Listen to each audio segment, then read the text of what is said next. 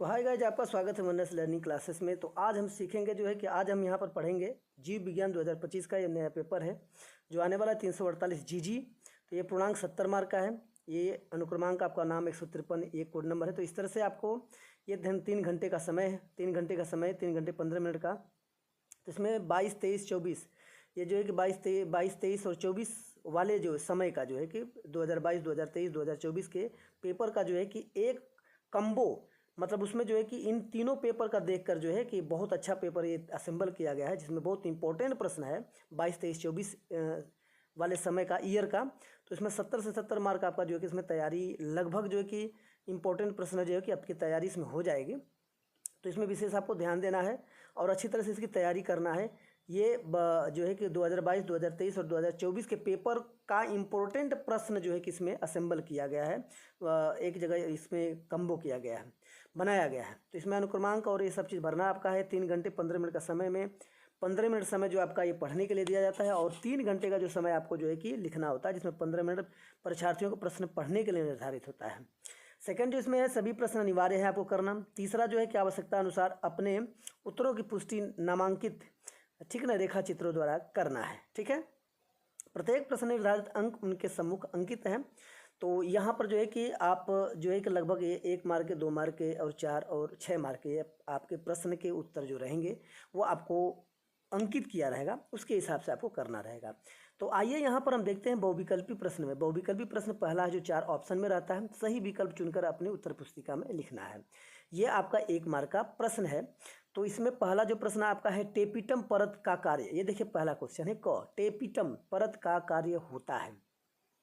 ये जो है कि इसमें ऑप्शन आपका दिया हुआ 4, इसमें ऑप्शन आपके 4 दिए हुए हैं। परागकणों का पोषण, परागकणों का निर्माण, इसमें जो है कि आपका ये आंसर क्या है, परागकणों का पोषण होता है। ठीक है ना, अंतः स्तर पे नहीं होता है और परागकणों को नष्ट करना इसका काम नहीं होता है। तो इस तरह से आपको यदि प्रश्न पत्र पे लिखना रहेगा, उत्तर पुस्तिका पे लिखना रहेगा, तो बहुविकल्पी प्रश्न करके प्रश्न संख्या लिख के, ठीक है ना, क लिख के, इसके बाद उत्तर नंबर आपको लिखकर पहला जो है कि परागकणों का पोषण आपको इसमें लिखना रहेगा। ठीक है ना, बहुविकल्पी प्रश्न इस तरह से आपको लिखना रहता है, तो आप इस तरह से लिखेंगे। ठीक है, अच्छा, अब आगे की तरफ हम देखेंगे दूसरा प्रश्न जो ख है। तो कह रहा है कि निम्न में से कौन सा एक अपारदहारी है। ठीक है ना, अपारदहारी, ये देखिए ये शब्द जो है थोड़ा सा ये अलग लिया हुआ है। जैसे ये होता है ना, पर्यायवाची शब्द होता है उसमें, तो ये केंचुआ होता है जो क्या करता है, अपारदहारी का मतलब होता है किसी चीज़ को चाल देना, बना देना, मिट्टियों को चालन करने का काम केंचुआ करता है। तो प्रश्नोत्तर जो है कि ख का जो है, 1 का ख का जो आंसर आपका क्या है, पहला है। तो इस तरह से आंसर, डेंगू हड्डी तोड़ बुखार का वाहक है।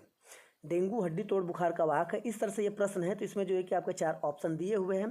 तो यहाँ पे एनाफिलीज है, क्यूलिकस है, एडीज है, इनमें से कोई नहीं। तो एडीज इसका जो है कि तीसरा आपका उत्तर होगा। तो प्रश्न 1 का ग का तीसरा उत्तर ऐसे करके आप लिखेंगे। तो इस तरह से मेरे प्यारे बच्चों, आप जो है कि इस तरह से घ का प्रश्न देखते हैं, कौन सा एंजाइम डीएनए को विशिष्ट स्थान पर काटता है। ठीक है ना, ये भी 1 मार्क का प्रश्न है। तो इसमें देखिए 4 ऑप्शन आपका दिया है। तो इसमें देखिए आपका कह रहा है कि एंडेक्यूलिएज है, एंडेक्यूलिएज ये आपका ऑप्शन, तो उत्तर ये होगा। तो इस तरह से आप जो है कि इस प्रश्न का जो है कि ख लिखेंगे, प्रश्न 1 का ख का जो है कि दूसरा आंसर होगा, इस तरह से आपको लिखना होगा। तो इस तरह से लगभग जो है कि आपके बहुविकल्पी प्रश्न यहाँ पे हो जाते हैं। अति लघुत्तरी प्रश्न की तरफ चलते हैं। तो यहाँ पर देखते हैं, इसमें 2 का क दिया हुआ है, शुक्राणुओं का पोषण। ये जो है कि आपका क का प्रश्न है, शुक्राणुओं का पोषण प्रदान करने वाली कोशिकाओं के नाम को लिखना है।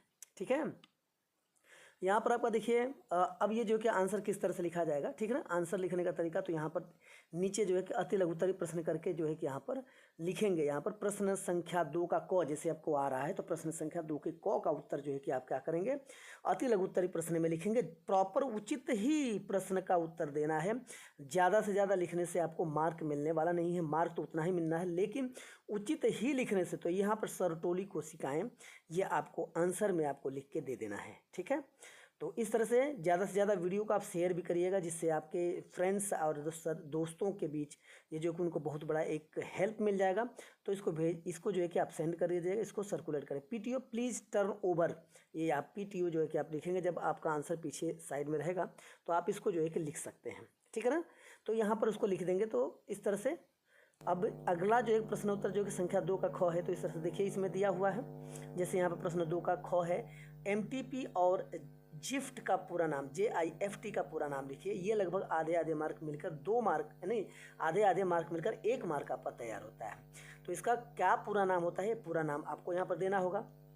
यहाँ पर जो है कि 1 मार्क का ये प्रश्न है। तो इसका उत्तर आइए देखते हैं हम क्या लिखे। MTP का मतलब medical termination of a pregnancy, ठीक है ना, जिसको गर्भपात बोलते हैं। MTP ये शॉर्ट फॉर्म नाम है, ठीक है ना। तो यहाँ पर जो है गर्भपात इसका पूरा आंसर। यहाँ पे जिफ्ट जो होता है जियोगेट करा कि इंट्रोप्लेपेन अन ट्रांसफर जो होता है जिगोट इंट्रोफेलेपियन ट्रांसफर, ठीक है ना, जिगोट इंट्रोफेलेपियन ट्रांसफर, ये इसका फुल फॉर्म होता है। तो मेरे प्यारे बच्चों, आप जो है कि अपने बुकों से जो फुल फॉर्म भी रहेगा बायोलॉजी के तो भी तैयार कर लीजिएगा, क्योंकि वो आ सकता है। अनुवांशिकता की इकाई क्या है, ये 1 मार्क का प्रश्न आपका दिया हुआ है। तो इसका क्या करेंगे, लिखेंगे प्रश्न, यहाँ पर लिखेंगे प्रश्नोत्तर संख्या 2 का ग, और यहाँ पर उत्तर करके लिख देंगे जीन, ठीक है ना, उत्तर करके जीन लिख देंगे, आपका तैयार हो गया। अब यहाँ पे घ देखते हैं, अनुवांशिक कूट में कितने प्रकूट या कोडांतरिक होते हैं, कोडांतरिक होते हैं। तो अनुवांशिक कूट में कितने प्रकूट कोडांतरिक होते हैं, तो ये भी 1 मार्क का आपका आंसर। तो प्रश्नोत्तर संख्या 2 लिख के घ का उत्तर आपको लिखना है 64 कोडान, यहाँ पे आप उसका उत्तर लिखेंगे। इस तरह से आपका इसका भी उत्तर कंप्लीट हो जाता है, तैयार हो जाता है। इसके बाद जो है कि नेक्स्ट जो है हमारा प्रश्न जो है कि हम इसकी तरफ चलते हैं। यहाँ पर 1 मार्क आपका लगभग हो जाता है। तो यहाँ पर जो है कि 64 है 64। यहाँ पर वहित मल क्या है, वहित मल, ठीक है ना। तो आइए यहाँ पर प्रश्नोत्तर संख्या 2 का अंग का जो है कि यहाँ पर हम क्या करेंगे, यहाँ पर उत्तर देखेंगे, ठीक है ना। तो ये कह रहा है कि वहित मल वह अपशिष्ट पदार्थ है जो पाचन तंत्र से बाहर निकाला जाता है या निकलता है, उसे वहित मल कहते हैं, ठीक है ना। ये आपका प्रॉपर उत्तर है, प्रॉपर उत्तर ही देना, इतना में ही आपको हो जाता है, इसमें बड़ा ज़्यादा लिखने की जरूरत नहीं है। तो इस तरह से अब अगले जो है कि प्रश्न की तरफ, लघु उत्तरी प्रश्न जो होता है 1 मार्क के, अब उसके तरफ हम चलते हैं और उस प्रश्न को ध्यान से देखेंगे, लघु उत्तरी प्रश्न को, जो 2 मार्क का, जो 2-2 मार्क के रहते हैं। इसमें कह दिया है कि अफीम क्या है, यह किस पौधे से प्राप्त होता है। अफीम, अफीम शब्द का जो यहाँ पे प्रयोग हुआ था, ये देखते हैं कि अफीम क्या है, ठीक है ना। इसका उत्तर क्या है, होता है। तो यहाँ पर प्रश्न संख्या 3 का क जो लिखा हुआ है, तो आइए यहाँ पर इसको पढ़ते हैं और इसका उत्तर भी लिखते हैं, ठीक है ना। इसका उत्तर जो पहले से लिखा हुआ समझना है।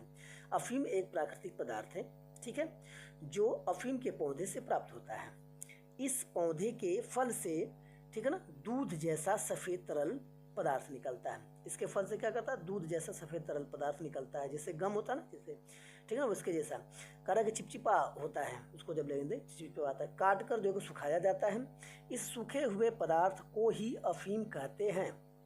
सूखे हुए पदार्थ को क्या कहते हैं, अफीम। अफीम में कई प्रकार के जो है कि अल्कालाइड जो होता है होते हैं, जिनमें मार्फिन, कोडीन आदि प्रमुख है। मार्फिन, कोडीन आदि ये प्रमुख है, ठीक है।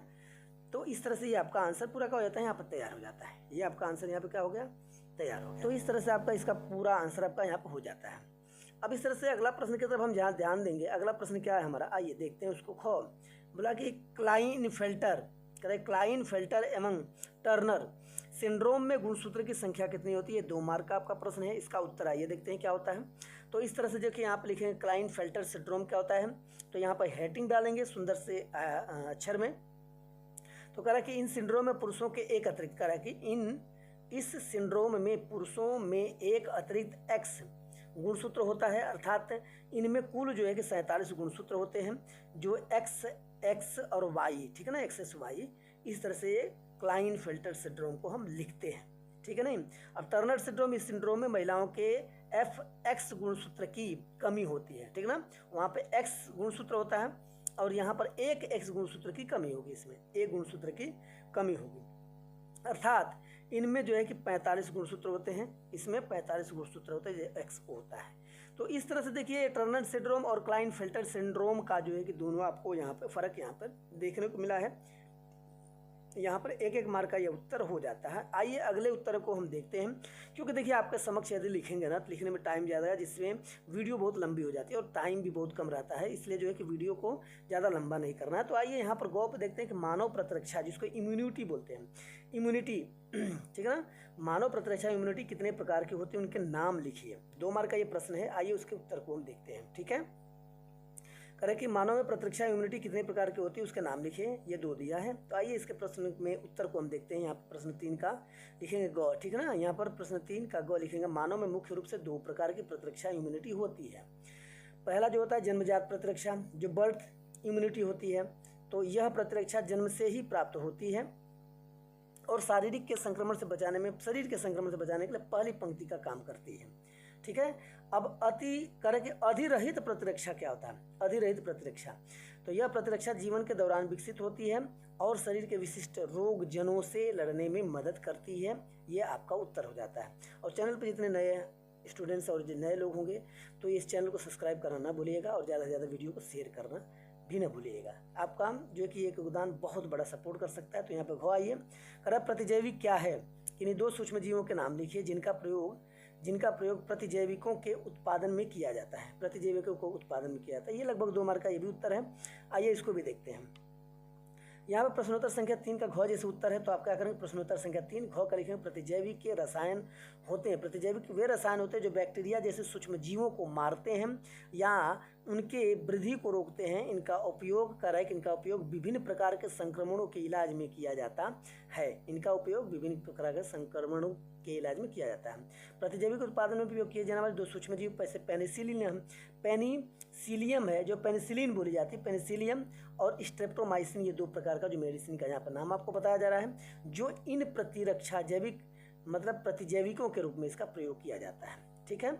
अब यह पेनिसिलियम क्या होता है इसके बारे में थोड़ा सा यहाँ पर डिस्क्राइब कर देते हैं। यह एक फफूंद होती है जिससे पेनिसिलिन नामक प्रतिजैविक प्राप्त होते हैं और पेनिसिलिन नामक इससे मेडिसिन का निर्माण होता है और बनता है।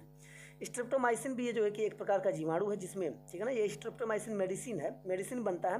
तो ये जीवाणु एक प्रकार के होते हैं ना, जीवाणु होते हैं, जैसे जीवाणु है जिससे स्ट्रेप्टोमाइसिन नामक एक प्रतिजैविक प्राप्त होता है और उस जैविक से स्ट्रेप्टोमाइसिन की क्रियाएं बनाई जाती हैं। ठीक है ना। और ये मेडिसिन में इंक्लूड की जाती है जिस तरह से ड्राई करके जो हमारे शरीर में जाने के बाद एक्टिव हो जाता है। ठीक है ना। अब आइए हम अगले प्रश्न की तरफ चलते हैं कि वन्यजीव संरक्षण के लिए सरकार द्वारा क्या कदम उठाए गए हैं। ये 2 मार्क का ये प्रश्न आपके समक्ष है यहाँ पे। तो आइए आपका 2 मार्क का यहाँ पर उत्तर देखिए लिख के रखा हुआ। तो यहाँ पर कह रहा है कि वन्यजीव संरक्षण के लिए सरकार ने कई कदम उठाए। ठीक है ना। सरकार ने कई कदम उठाए हैं, जैसे राष्ट्रीय उद्यान का निर्माण किया गया, उद्यान बनाए गए, ठीक ना, जिसमें बहुत सारे पेड़ पौधे, वन्य जीव अभयारण्यों का निर्माण किया गया, जैव मंडल संरक्षण क्षेत्रों की भी स्थापना हुई है। दूसरा पॉइंट, वन्य जीव संरक्षण अधिनियम बना 1972 लागू करना पड़ा, जिसमें शिकार प्रतिबंध और वन्य जीवों के लिए संरक्षण के लिए नियम शामिल हैं। और तीसरा जो है कि लुप्त प्रजातियों के लिए विशेष पुनर्वास और संरक्षण कार्यक्रम चलाना, ये जो है कि सरकार द्वारा चलाए गए जो है कि सारे नियम हैं। ठीक है। अब आइए अगले प्रश्न की तरफ चलते हैं। जो लघु उत्तरी प्रश्न जो है कि सेकंड यहाँ पर लघु उत्तरी प्रश्न है। ठीक है ना। इसमें प्रश्न संख्या 4 का एक क का है। चौथा यहाँ प्रश्न है जिसमें क है शारीरिक रोध, शारीरिक रोध और कोशिकीय रोध पर संक्षिप्त टिप्पणी आपको लिखना है। शारीरिक रोध और कोशिकीय रोध पर संक्षिप्त टिप्पणियां लिखिए। ये लगभग जो है कि 1.5-3 मार्क का आपका प्रश्न है। पहले 2 मार्क का था, अब 3 मार्क का प्रश्न हो गया। तो यहाँ पर शारीरिक शोध हेडिंग लिखेंगे, प्रश्न नंबर 4 लिख के ऊपर लघु उत्तरी प्रश्न 2 लिख सकते हैं। ठीक है, जिससे पता चल जाता है। शारीरिक रोध लिख नहीं सकते, लिखना ही है यह। अब आइए शारीरिक शोध के बारे में पढ़ते हैं। शारीरिक शोध जो होता है ना, रोध, शारीरिक रोध जो है, तो यह बाहरी अवरोध है। ये बाहरी और जो शरीर को हानिकारक सूक्ष्मजीवों से बचाता है, जैसे कि त्वचा है, बलगम है और श्लेष्म झिल्ली। ये बैक्टीरिया, वायरस और अन्य रोगाणुओं को शरीर में प्रवेश करने से रोकते हैं। ठीक है, ये शारीरिक रोध है। ये कोशिकीय रोध क्या होता है, यहाँ पर पढ़ते हैं, जो कोशिकाओं में रोधक का काम करता है, रोकने का। यह रोध शरीर के अंदर प्रतिरक्षा मतलब रक्षा करने के लिए कोशिकाओं द्वारा होता है, जैसे ये फागोसाइट्स है और लसिकाणु है। ये कोशिकाएं हानिकारक जो सूक्ष्म जीवों को नष्ट करती है। इस तरह से आपका ये जो है 3 मार्क का जो है कि यहाँ पर उत्तर तैयार हो जाता है। ठीक है, तो अगला प्रश्न की तरफ हम चलते हैं। प्रश्न संख्या 4 का जो ख है, विसंयोजन के नियम पर टिप्पणी लिखनी है।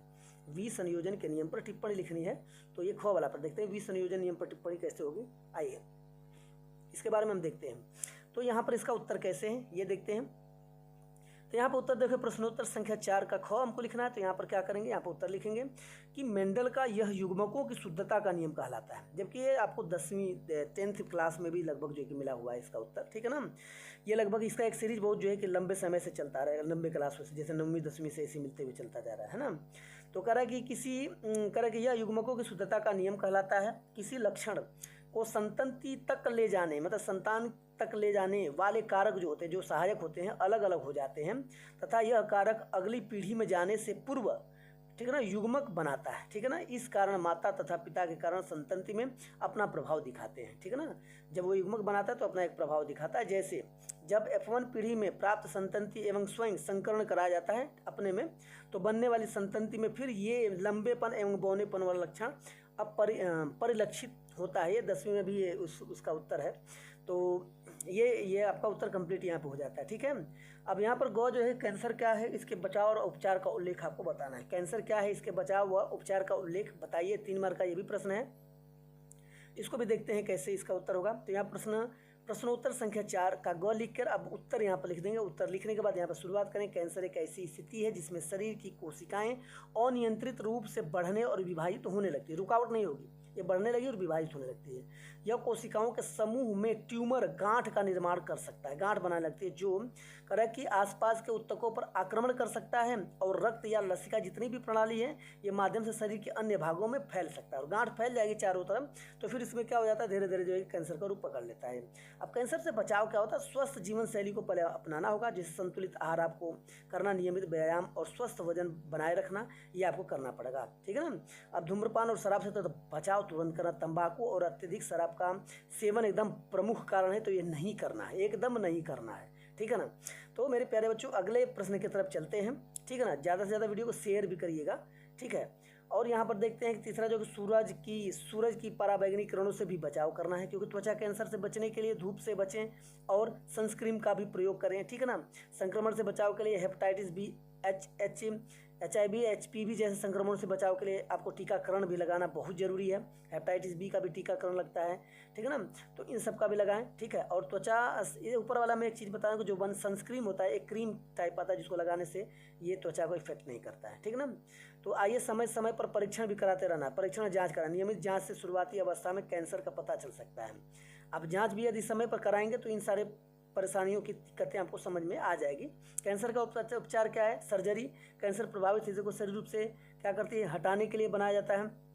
सर्जरी जो की जाती है, ऑपरेशन होता है। ऑपरेशन जो हिस्सा आपका इफेक्टेड है उसको क्या किया जाता है, निकाल दिया जाता है। कीमोथेरेपी एक होती है जो दवाओं द्वारा कैंसर कोशिकाओं को मारा जाता है या उसके लिए दवा दी जाती है। जो हमारे शरीर में कैंसर के जो ये बने हुए हैं, क्या बोलते हैं, जीव बने कोशिकाओं जो होती है, तो उन कोशिकाओं को मार देता है। विकिरण चिकित्सा क्या होती है, ये उच्च ऊर्जा विकिरण का उपयोग करके कैंसर कोशिकाओं को नष्ट किया जाता है। ठीक है ना। अब इम्यूनोथेरेपी पढ़ेंगे, शरीर की प्रतिरक्षा प्रणाली को कैंसर से लड़ने के लिए मजबूत करना। ठीक है ना। कैंसर से लड़ने के लिए क्या कर देता है, इम्यूनोथेरेपी आपको दी जाती है। ठीक है। अब यहाँ पर जो है कि लक्षित चिकित्सा जो है विशेष दवाओं का उपयोग करना, जो कैंसर कोशिकाओं के विशेष गुणों को लक्षित करता है। ठीक है। तो इस तरह से जो है कि आपके ये जो है लगभग जो 4 मार्क के यहाँ पर प्रश्न के उत्तर जो है कि यहाँ पर लिख दिया गया है और प्रॉपर दिया गया है। अब प्रश्नोत्तर संख्या 4 का हम यहाँ पे घ देखेंगे, पढ़ेंगे। यहाँ पर क्या करें कि एक संकरण और द्विसंकरण टेस्ट क्रॉस को समझाइए। ठीक है ना। तो यहाँ पर जो है कि एक संकरण और द्विसंकरण टेस्ट का जो क्रॉस है इसको बताएंगे हम। यहाँ पर प्रश्नोत्तर संख्या 4 का घ है, एक संकरण टेस्ट क्रॉस पढ़िए। यहाँ पे देखते हैं उसका उत्तर क्या है। एक संकरण टेस्ट क्रॉस में केवल एक विशेष जीन, ठीक है ना, पर ध्यान केंद्रित किया जाता है। इसमें एक विशिष्ट लक्षण के लिए विषम युग्मजी, जिसको बोलते हैं हेट्रोजाइगल जो है हेट्रोजाइगल माता पिता का क्रॉस होता है। उदाहरण के लिए यहाँ पर समझते हैं, यदि किसी पौधे में ऊंचाई का लक्षण देखा जाए तो एक ऊंचा जैसे कैपिटल टी और एक स्मॉल टी पौधा और एक बौना पौधा लिया जाता है। तो इसमें जैसे मान लीजिए बौना पौधा रहेगा तो टी हो जाएगा, पौधा क्रॉस किया जाता है। और उसमें संतानों में किस अनुपात में लक्षण पाए जाते हैं, और यह मेंडल के करे के अलगाव का नियम इसमें बताया जाता है। ठीक ना, जिसमें एक संबंध एक का अनुपात उत्पन्न होता है। जब उनमें क्रॉस कराया जाता है ना, कैपिटल टी स्मॉल टी और दोनों स्मॉल टी में, तो इसमें जो है कि एक संबंधी एक आपका अनुपात होता है और उसमें एक अलगाव आपका मिलता है। द्विसंकरण टेस्ट क्रॉस क्या होता है? द्विसंकरण टेस्ट क्रॉस में दो विशेषताएं होती है, दो भिन्न जीन होते हैं। उसमें एक जीन होता है, इसमें माता पिता के दो लक्षणों के लिए करा कि विषम युग्मजी, जिसको बोलते हैं हेट्रोजाइगल, करा कि हेट्रोजाइगल जो होता है ये गुणसूत्रों का क्रॉस किया जाता है। उदाहरण के लिए यहाँ पर समझेंगे कि यदि बीज के रंग जैसे वाई और कैपिटल वाई स्मॉल वाई, और करा कि इसका आकार जो है कि मान लीजिए कैपिटल आर स्मॉल आर ध्यान में रखा जाए, तो एक जो कि हेट्रोजाइगल जो होता है Y capital small Y capital R small R, ठीक है ना, ये जो है कि इसको इंडिकेशन के लिए ये यूज किया हुआ जो है कि अल्फाबेट लेटर है। पौधों को क्रॉस में दो अभिलक्षणों को पुनः गणना के लिए दिया जाता है। इसमें संतानों में एक संबंध है एक और एक संबंध है एक संबंध है एक, जैसे वहाँ पे एक संबंध एक का हुआ था ना, इस तरह यहाँ पर जो स्वतंत्र वर्गीकरण के मेंडल के नियम को ये क्या करता है, दर्शाता है। तो इस तरह से जो है कि आपका यहाँ पे आंसर लगभग जो है कि इसका जो है कि आपका द्विसंकरण टेस्ट क्रॉस का जो है कि लगभग पूरा हो जाता है, ठीक है ना। तो यहाँ पर जो है कि आपका ये आपका आंसर कंप्लीट हो गया। इस तरह से जो है कि आप डिफरेंस इसमें दिखा सकते हैं। 4 मार्क का एक प्रश्न था जिसका उत्तर यहाँ पर दिया गया है। अब यहाँ पर प्रश्नोत्तर संख्या 5 का जो कोड यहाँ पे आप आइए इसको देखते हैं। हाँ, इसका प्रश्न क्या है यहाँ पर दिया कि समझौता पर टिप्पणी लिखना है। 5 का ये जो है ये भी 3 मार्क का आपका प्रश्न है, ठीक है ना। ये 3 मार्क का प्रश्न है, तो ये 3 मार्क का जो है कि आइए देखते हैं 3 मार्क में इतना लिखना होता है, उचित आंसर आपको देना जरूरी है।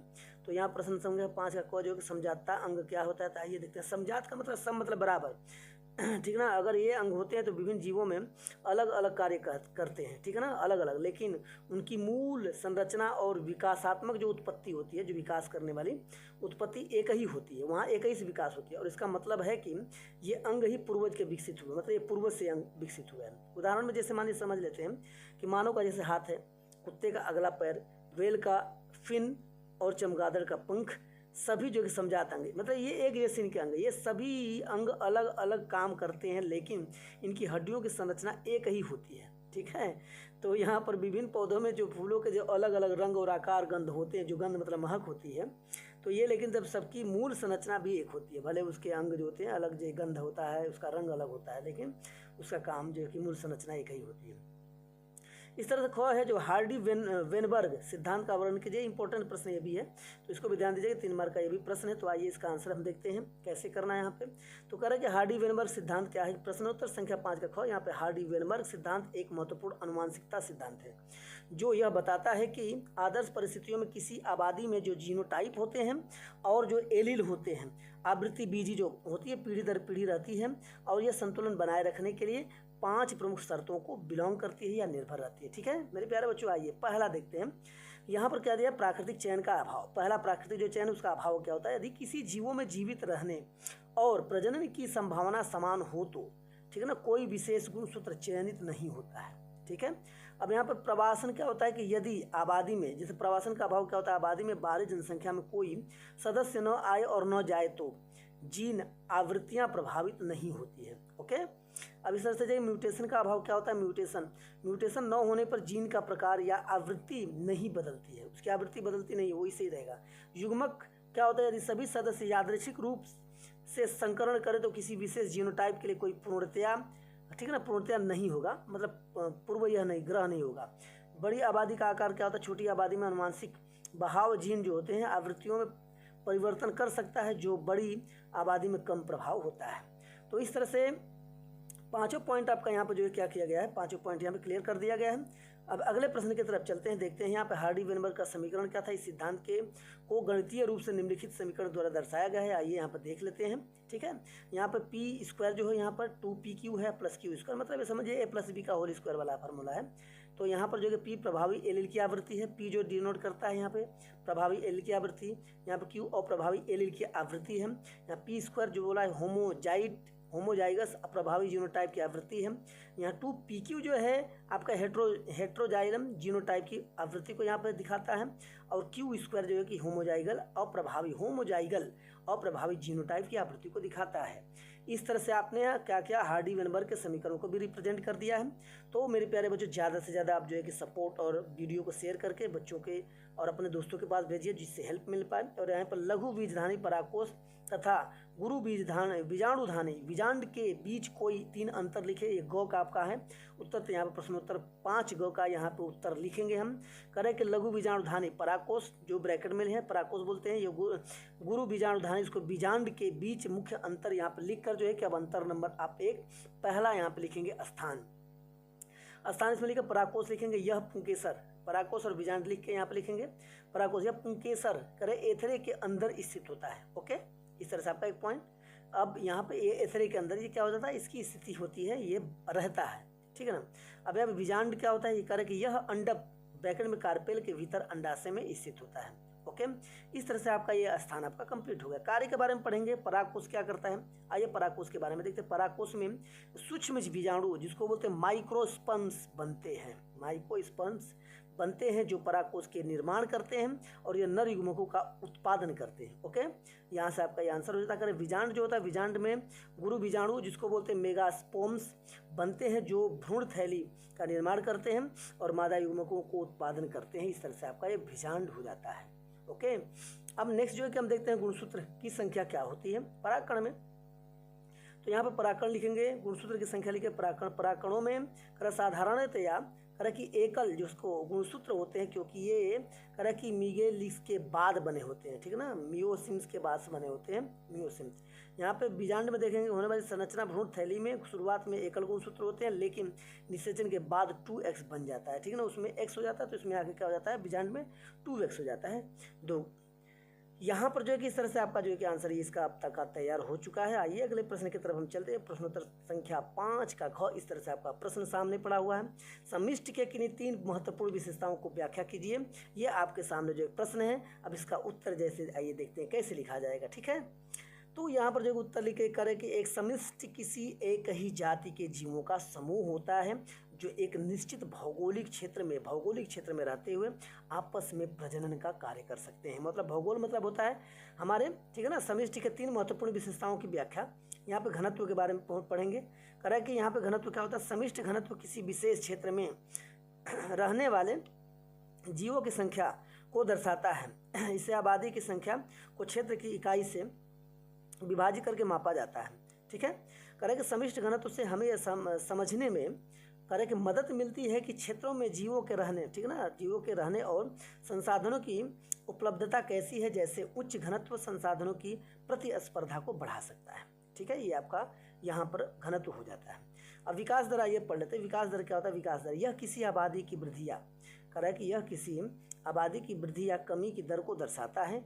इसे जन्म दर, मृत्यु दर और प्रवासना का योगदान होता है। तो आबादी बढ़ेगी अन्यथा घटेगी, ठीक है। विकास दर आबादी के आकार और इसकी संरचना पर्यावरणीय परिस्थितियों पर निर्भर करती है। ये आपका विकास दर बताया। अब यहाँ पर जो है कि आयु संरचना के बारे में पढ़ते हैं। आयु संरचना क्या होती है, तो कहें कि आयु संरचना किसी आबादी में विभिन्न आयु सूत्रों का एक जो है कि अनुपात, जैसे शिशु, युवा, वयस्क और वृद्ध। यह जो है कि आबादी की भविष्य की वृद्धि और विकास की क्षमता को संकेत देती है। यदि आबादी में युवा अधिक हैं तो भविष्य में इसकी वृद्धि की संभावना अधिक होगी। ये आपका पॉइंट यहाँ पर हो जाता है। जबकि वृद्ध आबादी में वृद्धि की संभावना तो कम हो जाती है। आयु संरचना समिष्ट के स्वास्थ्य, प्रजनन क्षमता और दीर्घकालीन अस्तित्व को दर्शाता है। ये आपका पूर्ण रूपेण यहाँ पर जो है कि तैयारी आपका जो लगभग हो गई इस प्रश्न का उत्तर का। इस तरह से आपके जो है कि पेपर में इस तरह से आपके सामने जो है कि यहाँ पर क्वेश्चन नंबर आपका जो 6 दिया है, जो निम्नलिखित में आप क्या समझते हैं। 3 मार्क के उत्तर के लिए जो है कि आपने जीवन की उत्पत्ति के बारे में आप लिखना है। तो इस तरह से प्रश्न आपके सामने पढ़े हैं, उत्तर यहाँ पर जो है कि यहाँ पर लिख दिया गया है, इसको समझना है। जीवन की उत्पत्ति, जैसे जीवन की उत्पत्ति व प्रक्रिया है। देखिए जीवन की उत्पत्ति व प्रक्रिया है जिसके तहत पृथ्वी पर जीवन का आरंभ हुआ है, ठीक है। वैज्ञानिक मानते हैं कि पृथ्वी पर जीवन का आरंभ करीब 3.5 से लेकर 4 अरब साल पहले हुआ, ठीक है ना। करें कि प्रारंभ में पृथ्वी पर करें कि साल कार्बनिक अणु का बने, जो बाद में जटिल अणुओं और संरचनाओं में बदल गए, ठीक है। इन जटिल अणुओं ने करें कि प्रोटीन और न्यूक्लिक एसिड आदि का निर्माण हुआ। ये लगभग 10वीं में भी था, जिसमें सबसे सरल कोशिकाएं बनी और बाद में जो विविधतापूर्वक जीवन का विकास हुआ, ठीक है। इस प्रक्रिया को समझाने के लिए बहुत सिद्धांत दिए हैं, जिनमें रासायनिक विज्ञान और सिद्धांत और आदि कोशिका का सिद्धांत शामिल है, ठीक है। तो इस तरह से जीवन की उत्पत्ति यहाँ पर जो है कि आप टिप्पणी के रूप में एक आपने यहाँ पे लिख दिया। और जो है कि यहाँ पर कुछ चीज़ें यहाँ पे शामिल, जो कुछ प्रमुख सिद्धांतों को शामिल इसमें किया गया, जो सिद्धांत यहाँ पर दिया हुआ करें कि ओपेरिन हॉल्डेन सिद्धांत, इसमें आइए पढ़ते हैं। तो इस सिद्धांत के अनुसार, ठीक है, इस सिद्धांत के अनुसार पृथ्वी प्राचीन वातावरण में मौजूद सरल अणुओं में जटिल कार्बनिक यौगिक बने होंगे और इन्हीं के जीवन का विकास हुआ। यहाँ पर जब कह रहे पैंसर्मिक या सिद्धांत क्या होता है, पैंसर्मिया सिद्धांत जो है कि इस सिद्धांत के अनुसार जीवन के बीच अंतरिक्ष से पृथ्वी पर आए, अंतरिक्ष से बीज जो है कि पृथ्वी पर आए, ये बता रहा है। तो यहाँ पर देखिए अब करके ऑस्ट्रेलोपिथेसिन आदि मानव की बात हो रही है कि ऑस्ट्रेलोपिथेसिन मानव, यहाँ पर 3 मार्क का ये भी आपका उत्तर है। तो प्रश्न है, तो आइए उत्तर यहाँ पे देखते हैं। प्रश्न संख्या 6 का ख उत्तर ऑस्ट्रेलोपिथेमिन जो कह रहे हैं कि ये मादी आदि मानव जो व्यक्ति थे, तो कह रहे कि ऑस्ट्रेलोपिथेसिन मानव विकास की शुरुआती चरण में रहने वाले एक प्रकार के प्राचीन मानव थे। इन्हें आमतौर पर आदि मानव के रूप में जाना जाता है।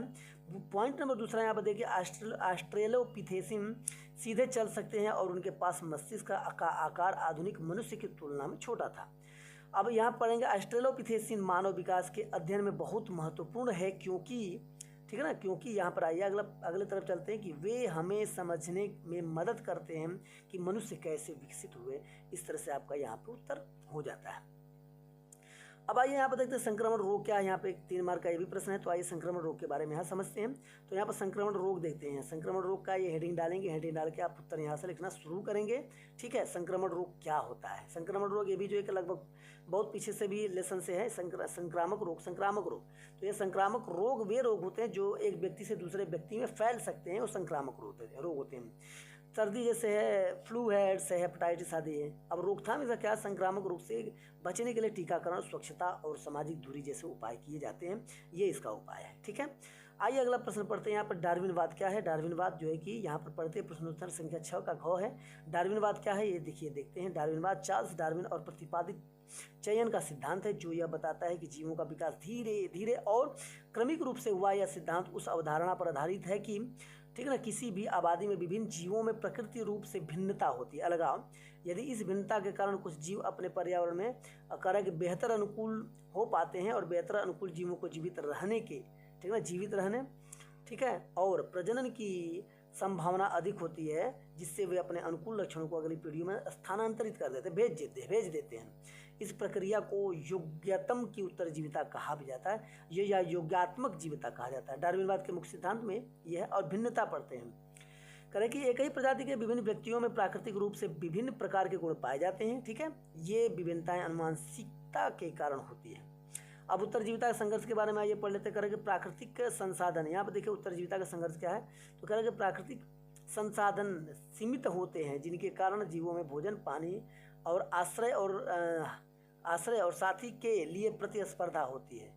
ठीक है ना, केवल वे जीव जो स्थल अधिक अनुकूल होते हैं वो इस संघर्ष में जीवित रह पाते हैं। मतलब कहने का मतलब है वहाँ के पर्यावरण से यदि अनुकूलित रहते जी पाएंगे, तो मर जाएंगे। प्राकृतिक चयन, प्राकृतिक स्वाभाविक रूप से एक उपयुक्त जीवों का चयन करती है जो अपने पर्यावरण से जीवित रहते हैं। ठीक है ना, और करब प्रजनन करते हैं, उनके अनुकूल लक्षण वाली पीढ़ियों को विकास होता है और युग्मक लक्षण धीरे धीरे क्या हो जाते हैं, धीरे धीरे समाप्त हो जाता है। तो इस तरह से लगभग जो है कि आपके ये प्रश्न का जो उत्तर इसमें 6 का लगभग पूरा हो चुका है। अब आइए हम देखते हैं विस्तृत उत्तरीय प्रश्न, जो प्रश्नोत्तर संख्या 7 है। अब 7 में करके मनुष्य के नर जनन तंत्र का वर्णन कीजिए तथा शुक्राणु निर्माण की क्रिया को समझाइए। ये भी आपका जो है कि लगभग 5 मार्क का प्रश्न है, अथवा नीचे के सारे प्रश्नों का यदि उत्तर देते हैं तो आपका उत्तर हो जाता है। तो आइए प्रश्नोत्तर संख्या 5 को देखते हैं। प्राथमिक जनन अंग और वृषण, इसके बारे में हम आपको क्या करेंगे, यहाँ पर लिख देंगे। ठीक है ना, ये प्राथमिक जनन अंग क्या होता है। वृषण पुरुष के प्राथमिक जनन अंग होते हैं। वृषण, ये करे वृषण क्या होता है, ये एक जोड़ी होती है, करे कि ये एक जोड़ी होती है तथा उदर गुहा से बाहर वृषण कोष में स्थित होते हैं। वृषण कोष में स्थित होते हैं। अब यहाँ पर देखिए पॉइंट नंबर दूसरा है, वृषण से अनेक कुंडलित नलिकाओं का बना होता है, जिसे शुक्र जनन नलिकाएं कहते हैं। ठीक है, ये आपका एक पॉइंट। दूसरा पॉइंट, शुक्र जनन नलिकाओं में शुक्राणु का निर्माण होता है। शुक्र जनन नलिकाएं वृषण जालक में खुलती हैं। ठीक है, वृषण जालक से लगभग जो 16 से 20 पतली पतली शुक्रवाहिकाएं निकलती हैं, जो करके एपिडाइमिसिस में खुलती है। और वृषण शुक्राणु, जो अगला पॉइंट है, वृषण शुक्राणु जो कि स्पर्म जिसको बोलते हैं, निर्माण का कार्य करते हैं। ये विशेषकर टेस्टोस्टेरोन हार्मोन का निर्माण करते हैं, जो जनन में सहायक होता है। ओके, इस तरह से इसका प्रश्न का आपका उत्तर यहाँ पे हो चुका है। और सहायक जनन अंग के बारे में आइए पढ़ते हैं। इसका क्या प्रश्न का उत्तर होता है, इसमें सहायक, ये जनन अंग की प्रक्रिया में सहायता करते हैं जनन में। इनमें सहायक नलिकाएं, ये सहायक ग्रंथियां भी शामिल होती हैं, इसी ग्रंथि भी होती है जहाँ से इसका निर्माण होता है। सहायक नलिकाएं जैसे ये निम्नलिखित प्रकार की होती है, आइए इसके बारे में देख लेते हैं। यहाँ पे एपिडाइमिस क्या होता है, यहाँ पे देखते हैं। एपिडाइमिस इसका पहला भाग है। सहायक नलिका ये लगभग 6 मीटर लंबी, पतली तथा अत्यधिक कुंडलित नलिका होती है, जो वृषण के अग्रपश्च तथा भीतरी भाग को ढके रहने का काम करती है। ओके, अब एपिडाइमिसिस जो से कर शुक्राणु सुग्रहित और परिपक्व होते हैं, इसमें परिपक्व और मजबूत होते हैं। शुक्रवाहिनी क्या होती है, आइए पढ़ते हैं इसको। शुक्रवाहिनी, एपिडाइमिसिस जो करेगी, एपिडाइमिस से एक शुक्रवाहिनी निकलती है, निकलकर वक्षण नाल से होती हुई, ठीक है ना, उदर गुहा में प्रवेश करती है। शुक्रवाहिनी जो होती है मूत्रवाहिनी के साथ फंदा बनाकर मूत्र मार्ग के इधर भाग में खुलती है, उधर भाग में खुल जाती है। ठीक है, अब यहाँ पे स्खलन वाहिनी क्या होती है, ठीक है ना, स्खलन वाहिनी। तो आइए देखते हैं। शुक्राशय से 2 छोटी पतली भिंती वाली वाहिनियाँ, जिसको वाहिनियाँ प्रोस्टेट ग्रंथि से होकर मूत्र मार्ग में खुलती है, इन्हें स्खलन वाहिनियाँ कहते हैं। ठीक है ना, अब यहाँ पर देखिए, अब यहाँ पर जो है कि पेनिस ये नर मैथुन अंग है जो मूत्र मार्ग और मूत्र वीर्य दोनों हेतु साझा मार्ग है, ठीक है ना, वीर्य के लिए भी और मूत्र के लिए भी, जो शिश्नांग पर खुलता है। शिश्नांग पर क्या होता है, खुलता है। इस तरह से आपका ये 4 इसमें पॉइंट जो है कि नर जननांग का। आइए नर जननांग का था, सहायक जननांग ग्रंथियाँ इनके बारे में पढ़ लेते हैं। तो कह रहा है कि इन ग्रंथियों का श्रावण जो है कि जनन कह रहा है कि श्रावण जो होता है जनन प्रक्रियाओं की सहायता से होता है, ठीक है।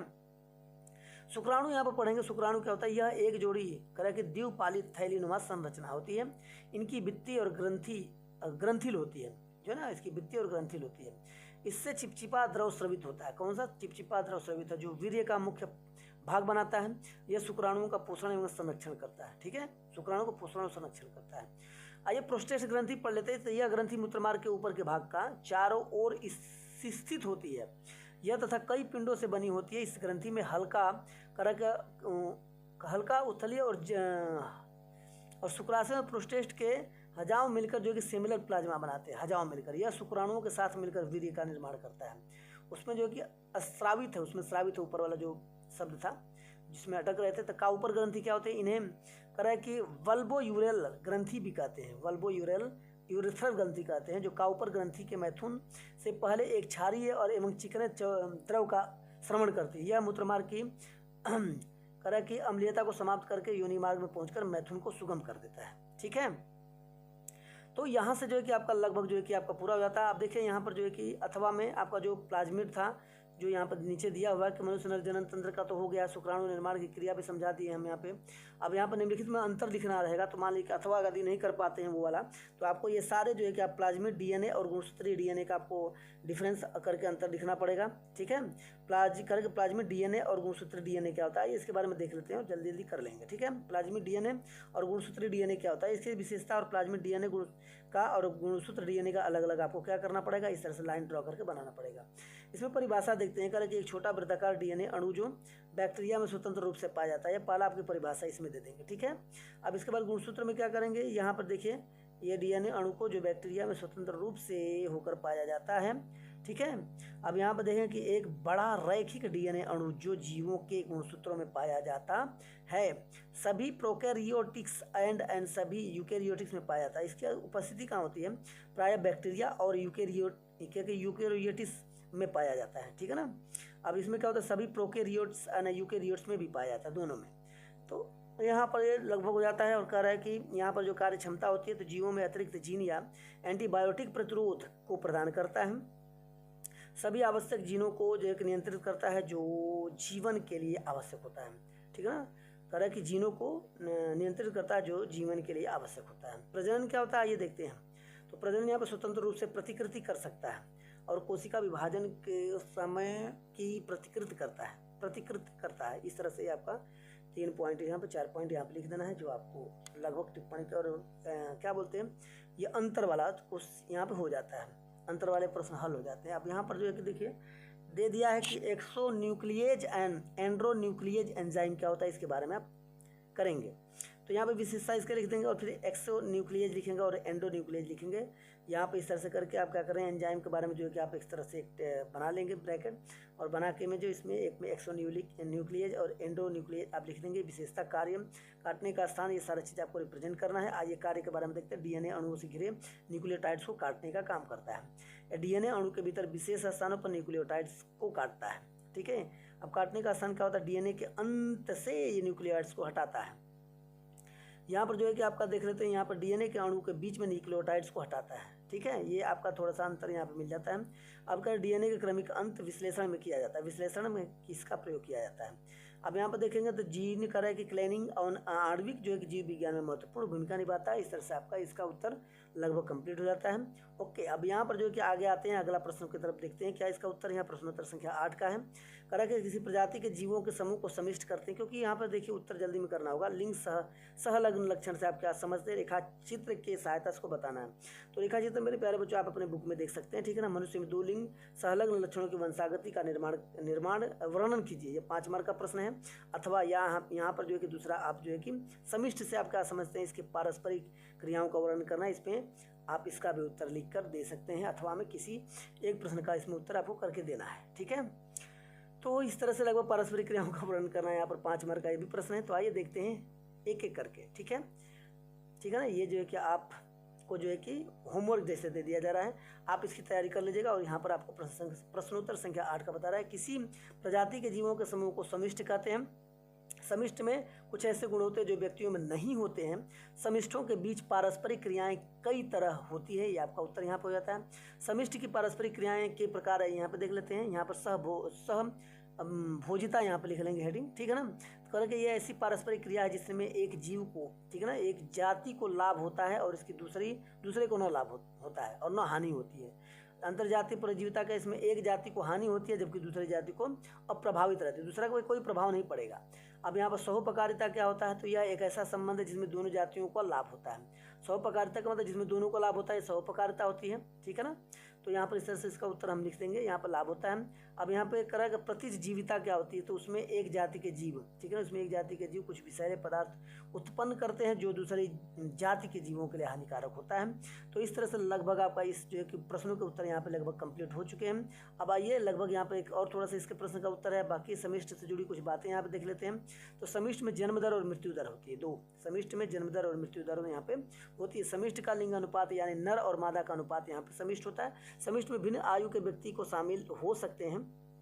समिष्ट के आकार की वृद्धि असीमित नहीं होती है क्योंकि पर्यावरण इस पर अपना नियंत्रण बनाए रखता है। करेगा समिष्टियों की पारस्परिक क्रिया, करे परिजीविता और परिभक्षण दोनों अलग एक जाति का लाभ होता है, दोनों के एक अलग जाति का लाभ होता है। यहाँ पर करे क्रमशः परजीवी और परिभक्षी को एक पारस्परिक क्रिया दूसरी जाति क्रमशः परपोषी और शिकार के लिए हानिकारक है, ये हानिकारक है। और ऐसी पारस्परिक क्रिया जिसमें एक जाति का लाभ होता है और दूसरी को न लाभ होता है न हानि होता है। तो इस प्रकार से आपका ये उत्तर लगभग इसका कंप्लीट हो गया। अब आइए यहाँ पर देख लें कि मंडल के प्रभाविता का नियम, जो देखिए पीछे देखिए यहाँ पर देखिए मंडल के प्रभाविता का नियम का व्याख्या करिए और अपूर्ण प्रभाविता पर टिप्पणी कीजिए। ये लगभग जो 2.5 मार्क का है तो 5 मार्क हो जाता है। या तो आवृत्त बीजी पौधों में निषेचन कैसे होता है या निषेचन पक्ष संरचनाओं का वर्णन करना है, ये आपका होमवर्क है, इसको आप खुद करेंगे। ठीक है ना। मंडल के प्रभाविता के नियम को आपको यहाँ बताया जाता है क्योंकि वीडियो बहुत बड़ी हो जाएगी मेरे प्यारे बच्चों, ज़्यादा हो जाएगा बड़ा। ठीक है ना। तो प्रश्नोत्तर संख्या 9 यहाँ पर करते हैं। मंडल के प्रभाविता का नियम को हम देखेंगे। जब विरोधी या तुलनात्मक लक्षणों, विरोधी मतलब विपरीत, जब विरोधी या तुलनात्मक लक्षणों वाले दो शुद्ध पौधों के बीच संकरण कराया जाता है तब जो लक्षण पहली पीढ़ी में प्रकट होता है उसे प्रभावी लक्षण कहते हैं और जो लक्षण प्रदर्शित नहीं होता है अप्रभावित लक्षण कहते हैं। ठीक है। और करेगा प्रभावी जिन प्रभाव का प्रभाविता तथा अप्रभावी जिनको जो स्वयं को F1 पीढ़ी में प्रदर्शित नहीं कर पाता अप्रभाविता से प्रदर्शित करते हैं, जो प्रेजेंट नहीं कर पाए। प्रभावी जीन जो होता है ये कारक जो कैपिटल लेटर से तथा अप्रभावी जीन कारकों को जिसे स्मॉल लेटर से प्रदर्शित करते हैं। ओके। लंबे पौधे कैपिटल टी और बौने पौधों को स्मॉल टी से प्रदर्शित करते हैं। ओके। अब यहाँ पे आइए प्रभाविता के नियम की मुख्य बातें यहाँ पर देखते हैं। जब दो विपरीत लक्षणों वाले पौधों के बीच संकरण कराया जाता है, संकरण कराया तो पहली पीढ़ी में प्रभावी लक्षण दिखाई देता है। अब प्रभावी लक्षण को करेंगे डोमिनेंट, जिसको बोलते हैं डोमिनेंट, और अप्रभावी लक्षण को क्या बोलते हैं, रिसेसिव कहते या कहा जाता है। तो इस तरह से यहाँ प्रभावी जीन के बड़े अक्षर से और अप्रभावी जीन को छोटे अक्षर से, ये पहले भी बताया गया, ये पॉइंट लिख लेंगे आप। अब यहाँ पे प्रभावी जैसे विशेषता सयुग्मजी है तो कैपिटल टी विषमयुग्मी कैपिटल टी स्मॉल टी दोनों स्थितियों में प्रकट होती है। और प्रभावी विशेषता केवल समयुग्मजी स्मॉल टी अवस्था में ही प्रकट होती है। अपूर्ण प्रभाविता का नियम आइए यहाँ पर देख लेते हैं क्या हुआ। कुछ पौधों में एकल लक्षण के विपर्यासी रूपों में संकरण कराने पर, विपर्यासी रूपों में संकरण कराने पर F1 पीढ़ी में मध्यवर्ती लक्षण प्रकट होता है, अर्थात दो विपरीत लक्षणों में से कोई भी आवृत्तियां प्रभावी लक्षण नहीं होती है। दोनों लक्षण स्वयं को प्रदर्शित करते हैं और इस विशिष्ट को अपूर्व प्रभाविता कहते हैं। इसकी खोज कॉरेंस ने 1903 में की थी। जब गलबास, ठीक है ना, पौधों में एक लाल पुष्प वाले तथा एक सफ़ेद पुष्प वाले में संकरण कराया तो F1 पीढ़ी से दूसरी गुलाबी, ठीक है ना, पुष्प वाले पौधे उत्पन्न हुए। इस तरह से जो है कि इनमें अपूर्णता के कुछ पॉइंट थे जिसको इसमें यहाँ पे डिनोट किया गया, बताया गया, दिखाया गया। ठीक है। तो मेरे प्यारे बच्चों इस तरह से लगभग जो है कि आपके पूरे प्रश्न की तैयारी यहाँ पे हो चुकी है। तो ज़्यादा से ज़्यादा वीडियो को शेयर करिए और इसके आगे भी वीडियो जो है कि आपको बना के दी जाएगी और ज़्यादा से ज़्यादा चैनलों, ज़्यादा से ज़्यादा दोस्त मित्रों को